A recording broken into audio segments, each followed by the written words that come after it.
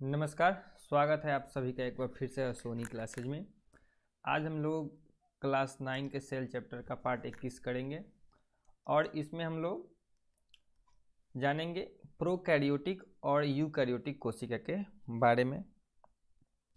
देखिए, रचना के आधार पर कोशिकाओं को दो टाइप में बांटा गया है। एक टाइप होता है प्रोकैरियोटिक और दूसरा टाइप होता है यूकैरियोटिक। एकदम आसान है और यहीं से जीवन की शुरुआत भी होगी और हुई ही है। सबसे पहले हम लोग जानेंगे कि प्रोकैरियोटिक कोशिकाएं क्या होती हैं। तो प्रोकैरियोटिक कोशिकाएं वे कोशिकाएं होती है जो सबसे प्रारंभ में आई थी, शुरू में आई थी, इसलिए इनको प्रारंभिक कोशिकाएं भी कहा जाता है या फिर प्रिमिटिव सेल्स भी कहा जाता है। मतलब ये हुआ कि शुरू में जो कोशिकाएं विकसित हुई वे सभी की सभी कौन सी कोशिकाएं हैं? प्रोकैरियोटिक कोशिकाएं हैं। ठीक है। और दूसरी हो गई कि ये रचना में सरल होती। तो शुरू में जब कोई भी चीज़ बनता है, कोई भी चीज़ का जब निर्माण होता है शुरू में, तो वो सिंपल ही होता है। ठीक है। अब कोई भी मान लीजिए कि शुरू में अगर मोबाइल ही आया था तो आप याद कीजिए कि मोबाइल कितना सिंपल रूप में हुआ करता था और आज मोबाइल कितना कॉम्प्लिकेटेड हो गया हुआ है।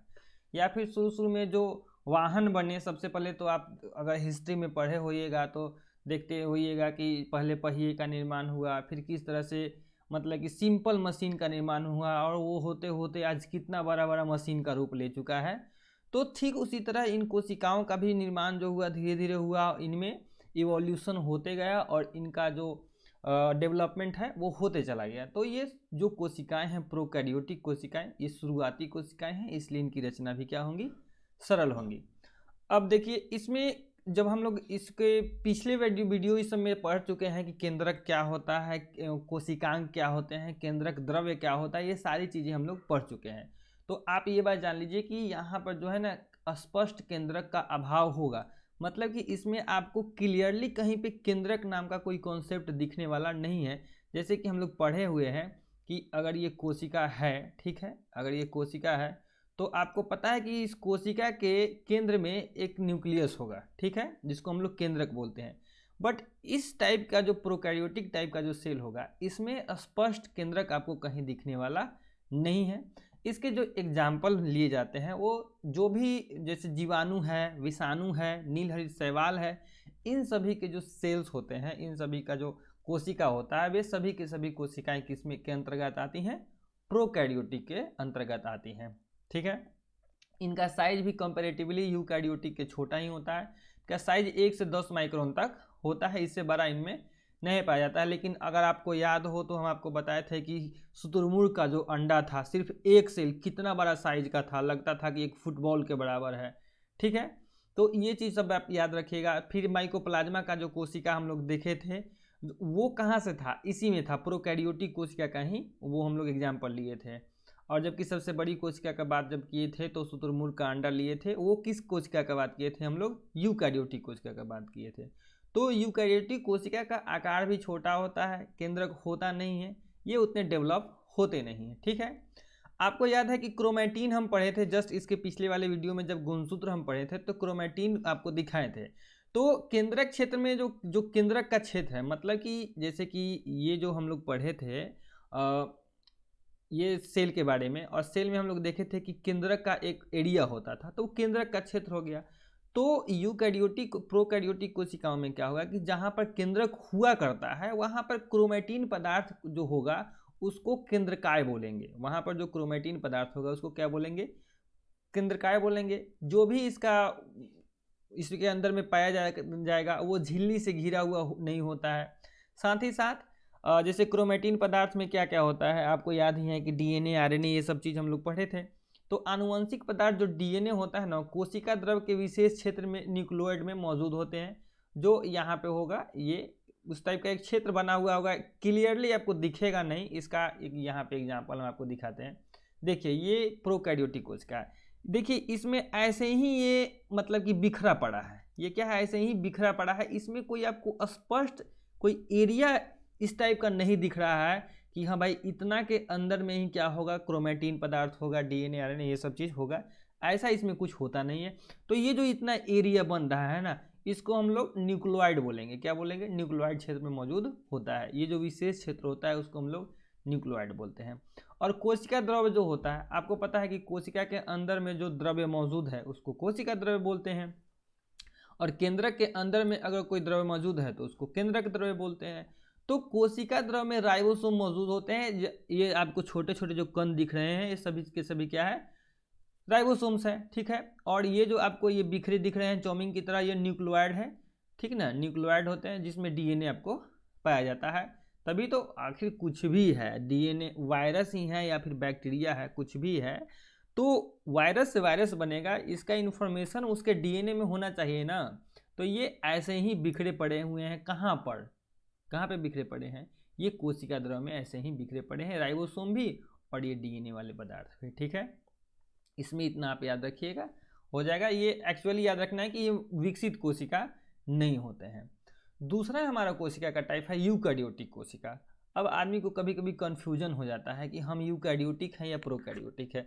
सिंपल याद रखिएगा, जिस चीज़ को आप अपने आँख से देख पा रहे हैं, नंगी आँख से देख पा रहे हैं, वो सारा का सारा यूकैरियोटिक है, ठीक है। यू तुम दिख रहे हो, यू मतलब तुम दिख रहे हो तो यूकैरियोटिक हो, नहीं दिख रहे हो तो प्रोकैरियोटिक हो। अब ऐसा नहीं कि कोई दीवार के पीछे छिप गया है और नहीं दिख रहा है तो आप उसको प्रोकैरियोटिक कर देंगे, वो जहाँ है वहाँ तो दिख रहा है ना।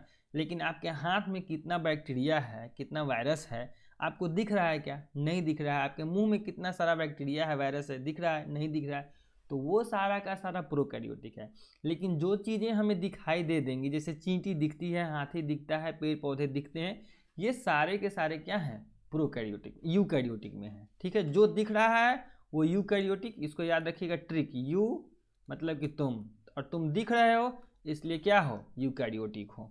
एक यूकैरियोटिक याद हो जाएगा। और जो नहीं दिख रहा है, जैसे आपसे पूछे कोविड-19 का, जो कोविड-19 इतना हल्ला था, ठीक है, चाहे अभी भी है, कभी कभी फिर से जग जाता है इसका, तो क्या वो हमको कभी वायरस दिखा, नहीं दिखा, तो वो क्या था, प्रोकैरियोटिक या यूकैरियोटिक, हमको दिखा तो नहीं कहीं भी कोविड-19, हाँ उसके पेशेंट दिखे, लेकिन कोविड-19 का ये ऐसा तो नहीं था कि ये देखिए भाई ये वायरस आ गया, इधर से भाग जाएंगे, इससे बच जाएंगे, ऐसा कुछ था। वो तो आदमी को इन्फेक्ट कर देता था, अगर दिख जाता तो आदमी उससे बच जाता, ठीक है। तो दिखता नहीं था इसलिए वो प्रोकैरियोटिक हो गया।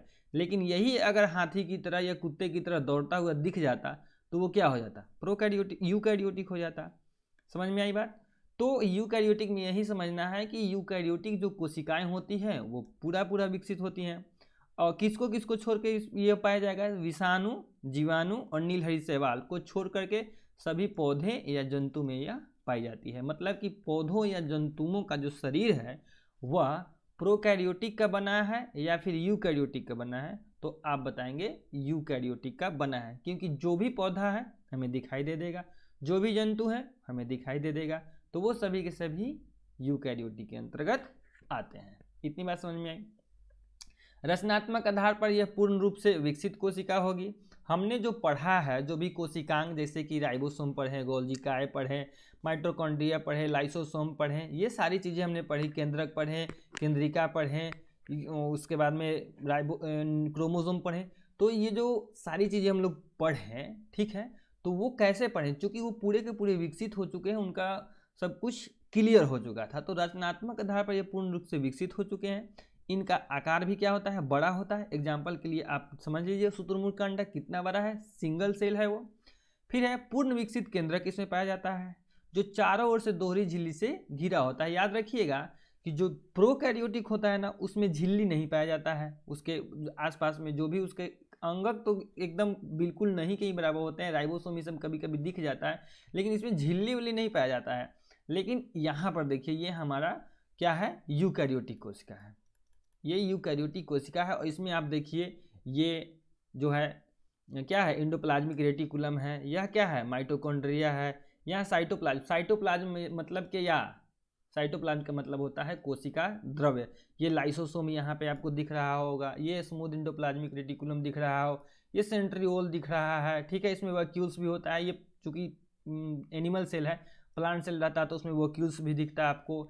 यहाँ पर आपको ये न्यूक्लियस दिख रहा है। तो ये सारी चीज़ें इसमें क्लियर दिख रही हैं कि नहीं दिख रही हैं, बट आप इसमें कंपेरिजन करके देखिए, इसमें क्या दिख रहा है आपको, कुछ नहीं, बस एक सेल है, इसके अंदर में थोड़ा बड़ा राइबोसोम है, कोशिका द्रव्य है, और इसमें ऐसे ही बिखरा पड़ा सब है। तो इन दोनों में जो है विकसित कौन दिख रहा है, तो विकसित तो यही दिख रहा है ना, विकसित तो ये हमारा जो प्लांट सेल का है या फिर जो एनिमल सेल का है वो दिख रहा है, और ये यूकैरियोटिक कोशिका हमारा है।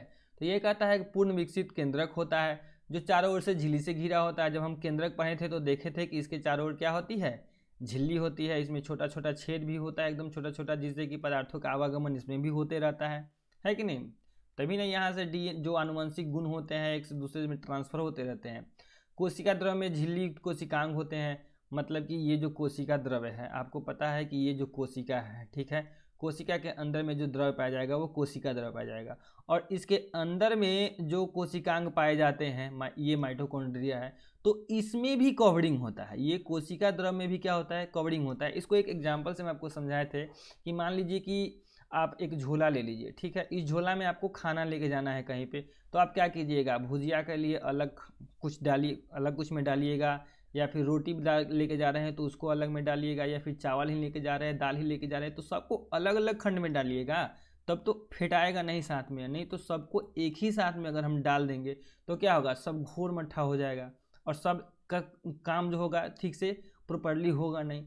ठीक इसी तरह इसको मान लीजिए आप, अब सारा अगर अलग अलग नहीं रहेगा, अलग अलग इसमें कवरिंग नहीं चढ़ा हुआ रहेगा, तो सब आपस में मिल जाएगा और कोई ठीक से काम नहीं कर पाएगा। तो यही है कि कोशिका द्रव में जो भी कोशिकांग होते हैं यानी कि सेल ऑर्गेनेल्स होते हैं वो क्या होते हैं, प्रॉपरली अलग अलग कोटेड होते हैं, उनमें अलग अलग झिल्ली पाई जाती है, समझे कि नहीं। सबका अपना अपना अलग अलग एक झिल्ली होता है, पॉलीथीन चढ़ा हुआ होता है, और क्रोमोसोम एक से अधिक होते हैं। देखिए हैप्लॉइड पढ़ाए थे और डिप्लॉइड पढ़ाए थे, ठीक है। हैप्लॉइड क्या होता था, एन यानी कि सिंगल प्रेजेंट होता था, और ये किस में हो जाएगा, प्रोकैरियोटिक में, और यूकैरियोटिक में डिप्लॉइड होगा, ठीक है।